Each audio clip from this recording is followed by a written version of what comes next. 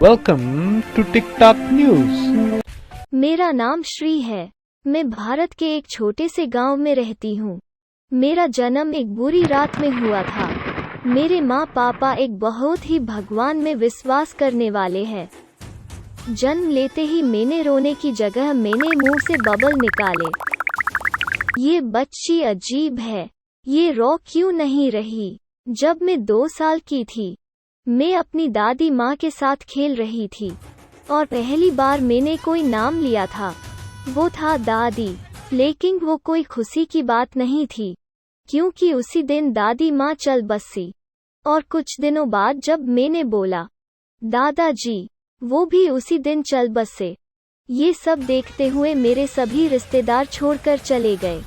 मेरे माँ पापा को बहुत बुरा लगा। मुझे काला रंग पसंद था, लेकिन वो सोचते थे ये अशुभ है। एक बार जब मैं 5 साल की थी, मैं घर एक काली बिल्ली लेके आई, लेकिन वो उन्हें अच्छी नहीं लगी। बेटा काली बिल्ली घर में अच्छी नहीं होती, बेटा काली बिल्ली घर में अच्छी नहीं होती, ये हमें मार देगी। और उन्होंने मेरी एक भी बात नहीं सुनी और उसे घर के बाहर फेंक दिया। मुझे बहुत गुस्सा आया और मैं चिल्लाने लगी। तभी वहां तूफान आने लगा और वो डर गए। उन्होंने खिड़की से देखा, पेड़ जलकर गिर गए।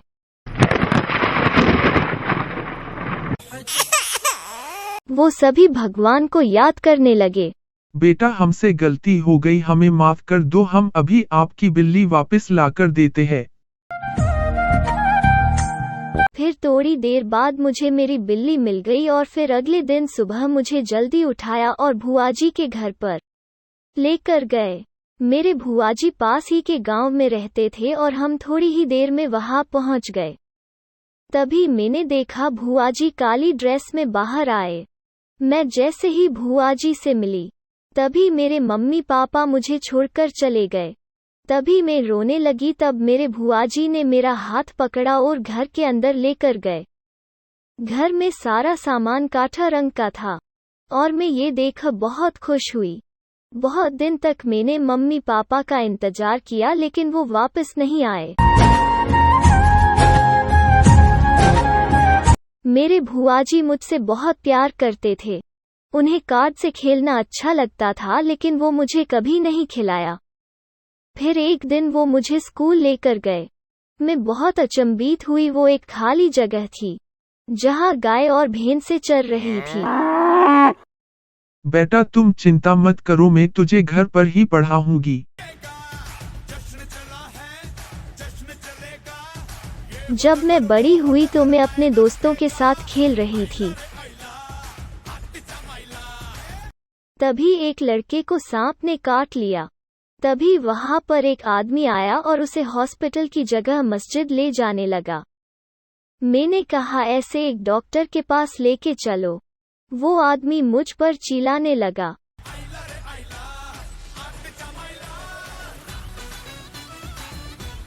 तभी मैं गुस्से में आकर उसके हाथ को मैंने काट दिया। तभी वो चिल्लाने लगा और बोला मुझे एक डॉक्टर के पास लेके चलो। उसे अपनी गलती का एहसास हो गया और हम उसे डॉक्टर के पास ले गए। मेरी दोस्त माया ये अफवाह पूरे गांव में फैला दी कि मैं सांपों से बातें कर सकती हूँ।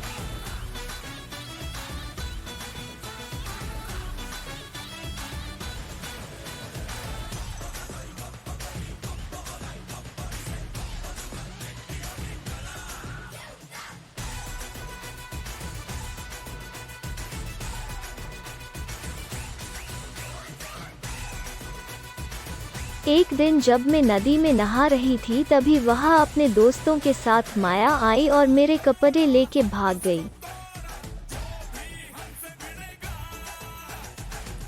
एक दिन जब वो अपने दोस्त के साथ थी, तभी मैंने गाय का गोबर उठाया और फेंक दिया और वो चिल्लाने लगी और उसका दोस्त डर के वहां से भाग गया।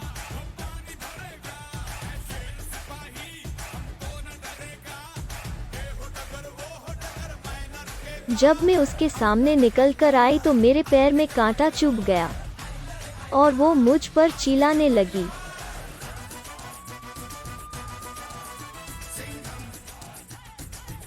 तभी हम दोनों आपस में एक दूसरे पर गाय का गोबर फेंकने लगे। वो मुझसे बोली, मुझे छोड़ दो, मेरी शादी होने वाली है। लेकिन वो सिर्फ 14 साल की ही थी।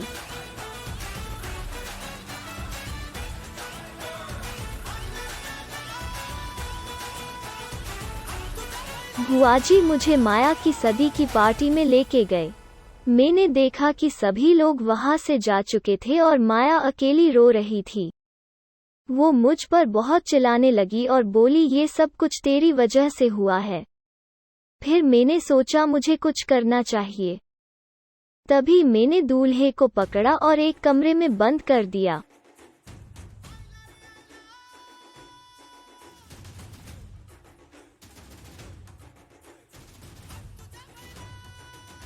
तभी मैं जब बाहर निकल कर आई तो मैं एक पोल से टकराई, जिससे वो पोल गिर गया और वहां पर आग लग गई।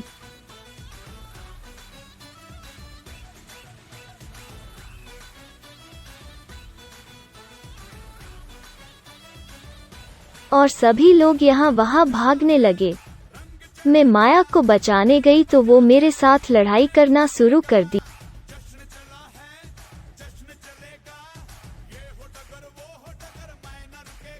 तभी वो एक भागत हुआ आदमी आया और बोले, आग पूरे गांव में है। तभी सभी आग बुझाने की बजाय मेरी तरफ शक की निगाहों से देखने लगे।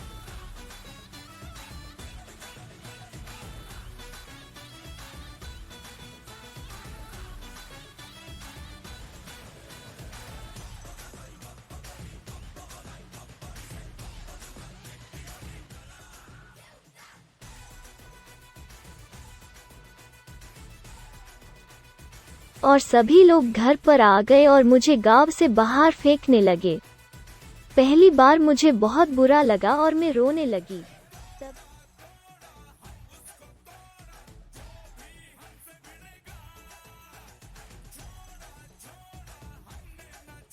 पहली बार मुझे बहुत बुरा लगा और मैं रोने लगी। तभी मेरे भुआजी ने मुझे सहलासा और भुआजी बाहर गए और बोले, वो बाहर चली गई है।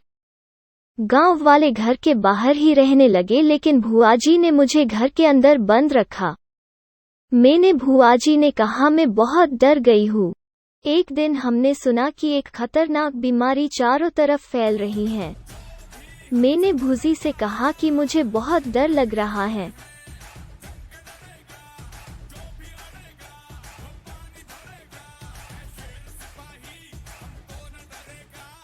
फिर एक दिन भूजी भी बीमार हो गए।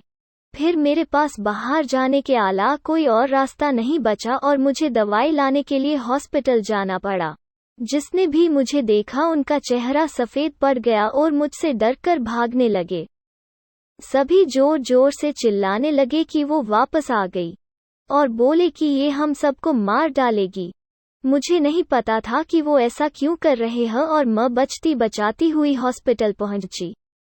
और डॉक्टर भी मुझे देखकर डर गए। एक डॉक्टर ने मुझे बुलाकर पूछा कि मेरे शरीर पर लाल निशान क्यों नहीं है। मैंने कहा, मैं रोज नहाती हूँ, शायद इसलिए नहीं है। फिर डॉक्टर ने मेरे खून की जांच की।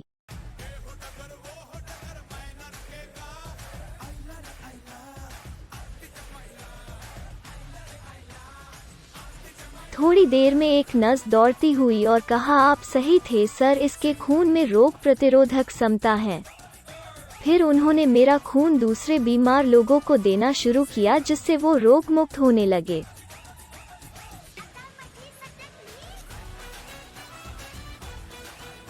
फिर जब सभी ठीक हो गए तब डॉक्टर ने गांव वालों को बताया कि वो मैं थी जिसने उन सभी की जान बचाई। फिर सभी लोग मुझे भगवान समझने लगे। सभी मेरी पूजा करने लगे। मैंने कहा, नहीं, मैं न ही भगवान हूँ न भूत, मैं तुम सभी की तरह नॉर्मल इंसान हूँ। पहली बार मुझे लगा कि लोग सही में मुझे सुन रहे हैं।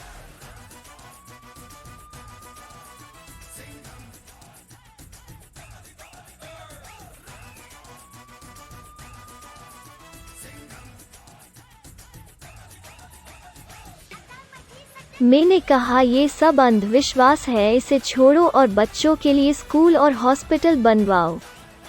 सभी ने मेरी बात मानी और गांव में स्कूल और हॉस्पिटल बनवा दिए।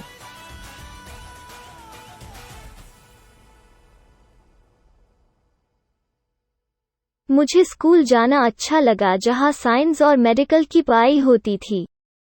और फिर मुझे इस तरह गांव का मुखिया बना दिया गया।